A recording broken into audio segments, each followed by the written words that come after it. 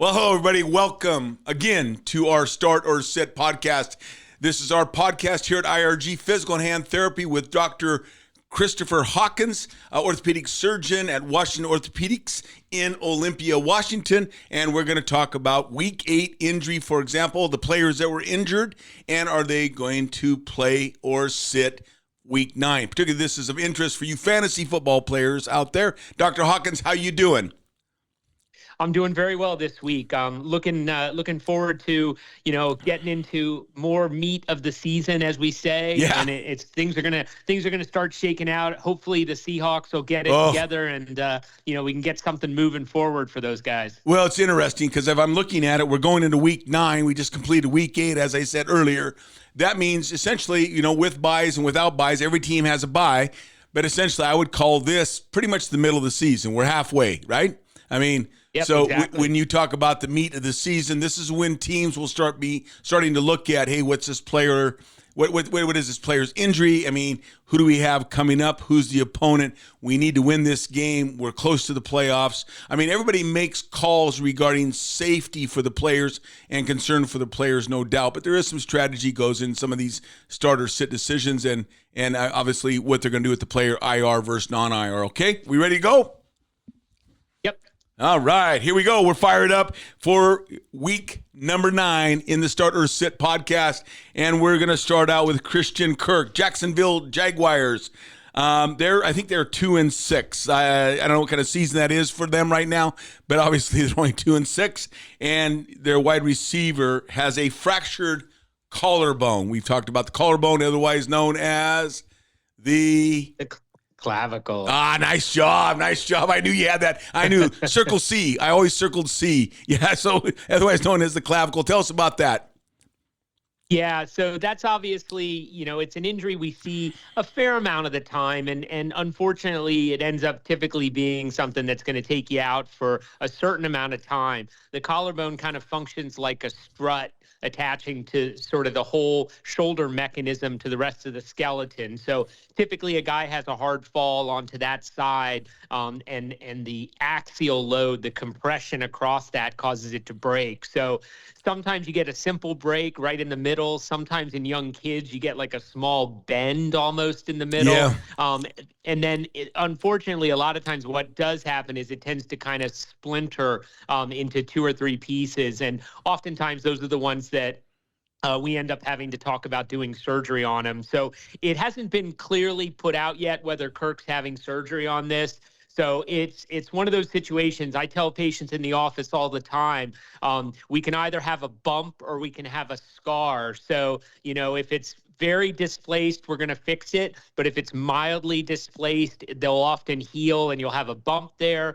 Some people feel like they'd rather have it lined up perfectly. And then we talk about putting a plate and screws or some other type of device on there to hold it in place. But they're good injuries in that they heal well, and they don't generally affect long-term function. So, he's going to be he's a young wide receiver. He should have, come back strong. I think based on the fact of how their season is headed, I think they're just basically taking him out for the rest of the year, regardless of how they're going to treat him. With that being said, what I read is the same thing. He's out for the year. I would imagine because he's an athlete. Is there a benefit, I guess, from a surgeon standpoint, particularly an orthopedic surgeon standpoint, when you look at this clavicle and it could be fractured? Yeah, you can immobilize. It's going to heal. It might heal with a bump on it. But is there any merit or advantage with an athlete to put metal or hardware or do any kind of open reduction, whatever you guys could do from the standpoint for longevity and less likely to refracture, I guess, what I'm trying to say. Yeah, it's very split in the literature. There's some good stuff out of Canada where they generally tend to be very conservative with these, that show that, even with a shortened clavicle, meaning it heals shorter, that it doesn't affect function. But I think when you look at a high-level athlete, especially if it's his dominant side, especially if he were a thrower, you might say that there'd be some merit to having everything lined up the way he or she is used to having that shoulder work, and how they became such a good athlete. So that's where I think the higher level athlete, we're going to err on the side of fixing these. Yep. I had a unique experience I took care of a lot of Olympic level cyclists when I was back in Pennsylvania, because we had an outdoor velodrome there. And some of these guys were like Marty Knopfstein, who was a sprint world champion, was one of our patients. And those guys, when they fall and hurt themselves, what they want to do is they want to get right back on the bike. They want to start getting their cardio back, and they don't want to have to protect it. So they all want to get a plate and screws put on. They know they can't crash for 6 or 8 weeks because it can break again, but they want the benefit of not having everything else get weaker during that time frame. Yeah, good stuff. Good stuff. Great explanation. Thank you. This is that injury I always remember as a kid. Everybody, I don't know what grade it was, but it was cool to be able to start swinging in the swings and then jump out of the swing, the old leather strap. Yeah. This is always one of those kids in the neighborhood. They would land wrong and jump up, run home, and you find out they fractured their collarbone. So there you go. That's what I remember, the collarbone. Okay, next player, Jordan Love, Green Bay Packers. Man, Green Bay's looking good. QB. Now, this guy had an MCL sprain early in the season. We talked about him. It was like a grade 2. We thought he was going to be back. I think he returned in 3 weeks, and a lot of times either he returned in 2 or 3 weeks. A lot of times this is a 4 to 6 week injury. He's playing good. They're looking good, and he has a groin strain. And, and I think they had a win. They won, but towards the end of the game, I think he came up, stopped, and tore his groin. Let's talk about his groin strain plus his MCL. Were you able to find out, Dr. Hawkins, is this the same limb? Is this the same side, that the groin strain that he had the MCL sprain, or is it opposite? Do you know? Yeah, I don't know for certain, but I know what you're hinting at.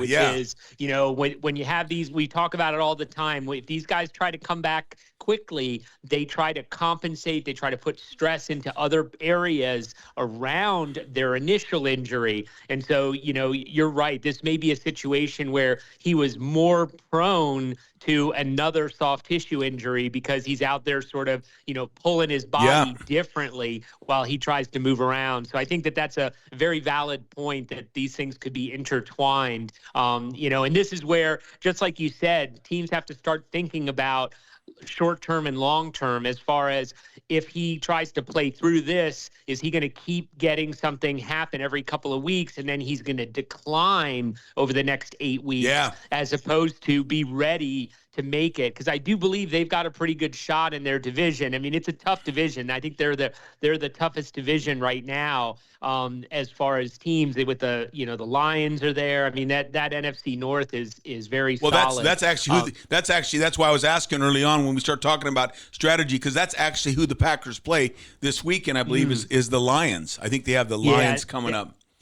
And that's a tough one. I think this is one of those situations where I think he's probably going to do nothing in practice, really, until Friday. And then they'll probably see if he can tolerate practice and make a decision for the weekend. I'd lean towards him playing because of the opponent this weekend, but I'd have some concerns about, that ability to maintain himself through a whole game. Yeah, I think you're right. I think because it's a big opponent, it's a groin strain. They can wrap it up. They're painful. We don't know what level it is. We don't know what side it's on. Obviously, if it's on the injured MCL side or non-injured side, et cetera, et cetera. We just don't know. But because it's a big opponent, I agree with you. I think he's going to play. I don't know that he's going to have the mobility that he normally has, though. Okay, so. Anyway, he's a play right now. That is Jordan Love, Green Bay Packers. Great young quarterback, looking good. As a Packer quarterback, he will most likely play. Hey, oh my gosh, Cincinnati Bengals, I don't know, they're 3-5 or something like that. They are just not the Bengals that they were over the last couple of years. And I think their best wide receiver, Higgins, is out. And they're playing the Raiders this weekend. The Raiders are struggling too, but Higgins, a big-time wide receiver, he is out with a quadricep, or he's got a quadricep, again, strain. He didn't practice on Wednesday. We've talked about not practicing on Wednesday. What is Higgins, you think? Game to game, day to day, game time decision? Yeah, I think, he has a long history of soft tissue injuries during his career. Yeah. When he's doing well, he's one of the top tier wide receivers, but he does seem to kind of have these consistent episodes where he strains something. He's a long body, tall receiver, puts a lot of stress on the soft tissue, extending, making his cuts, stuff like that. The good news is I believe this is the first time he's had sort of a quadriceps issue. And so I think, again, this fits into where are they sitting with their season. I think they still have hopes that they can somehow come back. They've had this, natural history with the Bengals of being horrible in the first half of the season and coming back strong in the second half. So I think he's going to play this week. I think they're erring on the side of resting it cautiously because he has a history of other soft tissue problems. Yeah. So you think he's gonna be a play then this weekend? A play Yes. this week? Okay. T. Higgins is a play. There you go. Alvin Kamara, I think we talked about him a little bit. Interesting enough, this guy, apparently he's been playing with fractured ribs and a broken right hand.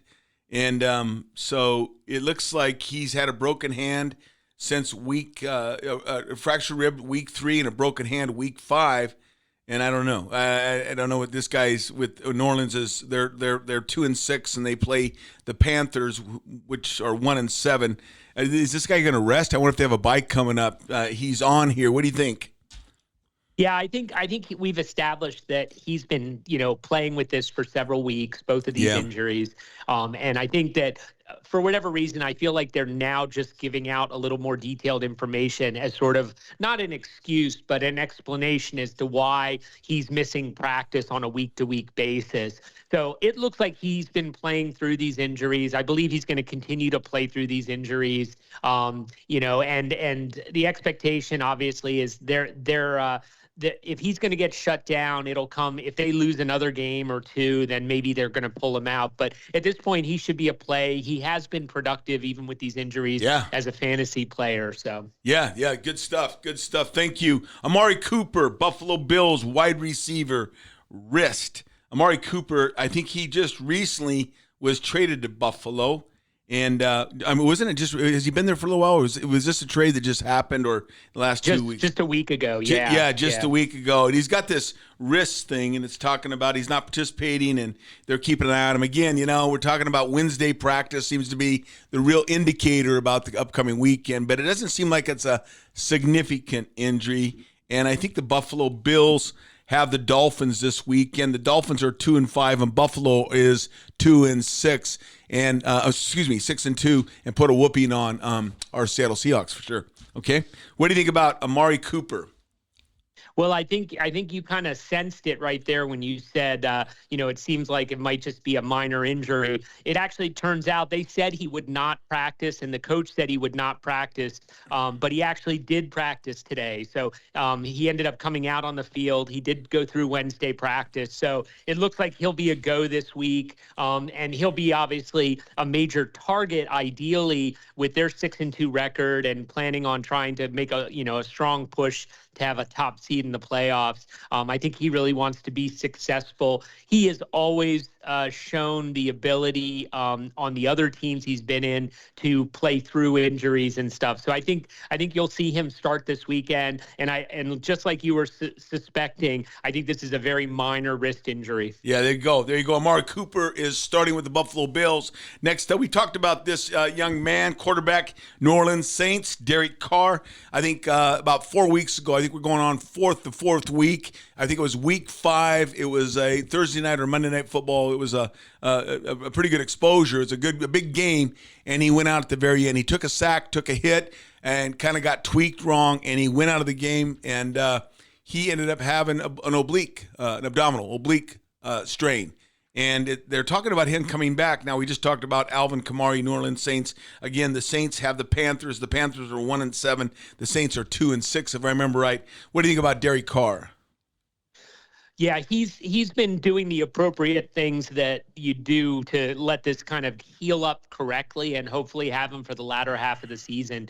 So he should be a full play this week. The expectation again is that this soft tissue injury has had the chance to heal up. He is not the most mobile guy in the world. Yeah. I bet he'll come out with the big puffy flak jacket on, so that if he does get a hit around the midsection, it's less likely to irritate it. But I think he'll be a go. And, again, I think they're holding on to hopes that in their division, they still have a chance to maybe turn things around, get to maybe that sort of magical 9-7 number at the end of the year and maybe sneak into the playoffs. Yeah, good call. Derek Carr is a play on with this week number 9. Here's a guy that's on fire. He's kind of stepped in this position, and he's really performing. It's pretty amazing. He is Jordan Mason with the 49ers. Obviously, we know that he has been a backup, but he's performing really well. McCaffrey's been out since training camp or early this season with a calf problem, hoping he comes back. 49ers are looking pretty good. This guy's got a AC joint sprain. We talked about that a little bit. AC joint on the left side. I bet it was an existing injury.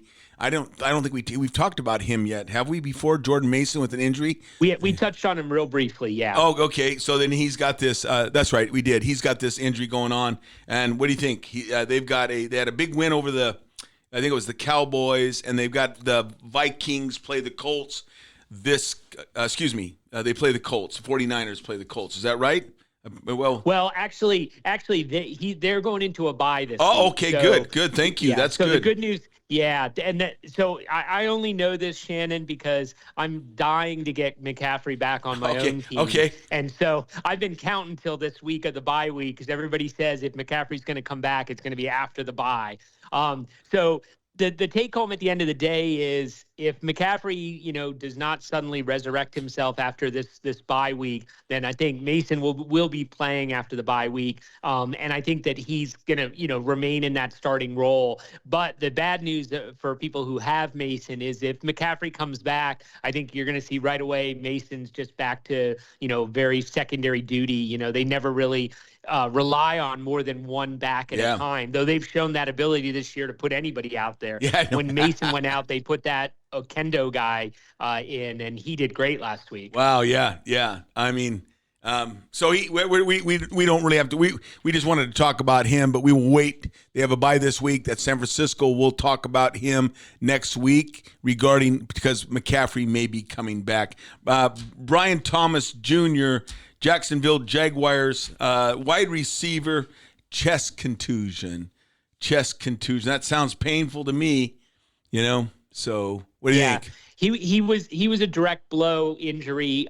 They basically were a little worried he might have had the sort of rib fracture, the non-displaced rib injury, or but it turns out it did not. I think they either did X-rays or an MRI on him and came back clean. So the expectation for him, I think he'll be a play this week. I don't think we'll have to be concerned about him missing any substantial time. There we go. He's a play. Hey, real quick, just a couple players here that I want to touch base.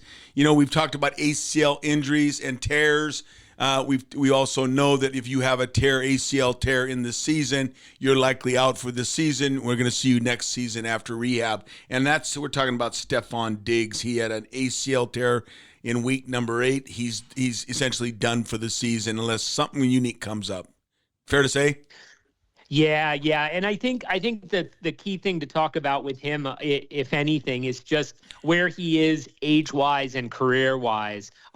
We have been well established from all of the injuries in the past that these athletes can come back from ACLs, but there's definitely a decline on average when these injuries are, past year 5 or year 7 in their NBA or NFL career. So first 5 to 7 years rebound back almost to pre-injury or better than pre-injury levels. When you get past about year 7 and you look at the statistics coming back from an ACL, there's definitely a decline. So, Diggs has been around a little while. He's been an absolutely amazing player. Yeah.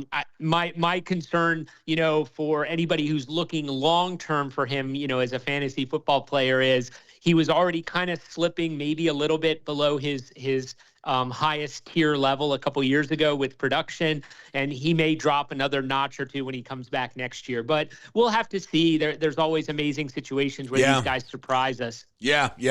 Stephon Diggs is out for the season with an ACL tear. I just want to touch real briefly here on DK Metcalf because we talked about him last week. I believe in week 7, we knew that he had a slight, probably grade 1, maybe grade 2 MCL sprain. We talked about him maybe playing week 8. That's when the Seahawks were taking on the Buffalo Bills, and they lost. But DK did not play.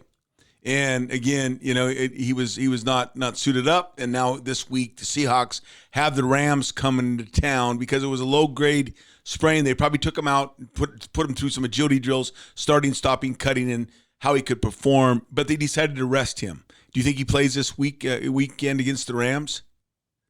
I can't imagine they're not shooting for that because, the fact that they didn't even run him out at all last week tells me they said, you know what, we just think we're too worried about re-aggravating it this quickly. So let's just, again, play that card game of, give him up for one game, hoping we have him for the next 8 games. Yeah.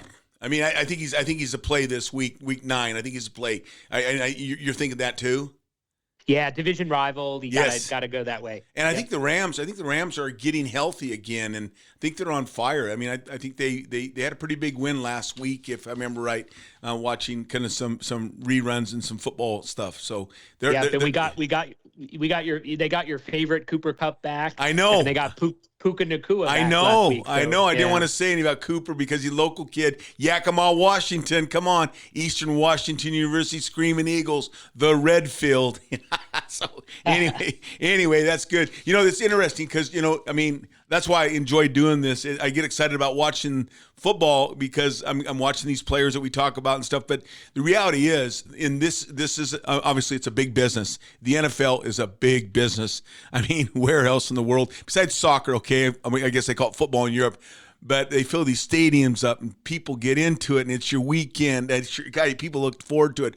But I mean, these injuries and keeping players healthy, is so important from the business standpoint. You look at some of these teams that had early season injuries to key players, i.e. San Francisco, i.e. LA Rams. I mean, Las Vegas, what LA Rams, what are they now? I don't even know anymore. So yeah, you just say yes. Yeah. So anyway, they're significant. I mean, they're huge. And that's why I enjoy talking about it. There you go, everybody. Thanks for listening. That's our Start or Sit podcast for week number 9. Good luck coming up this weekend. And we'll see you next week to talk more about injuries. And again, is that athlete going to start or is that athlete going to sit? Thanks a lot. Thank you, Dr. Hawkins. Great job. All right. Take care, Shannon.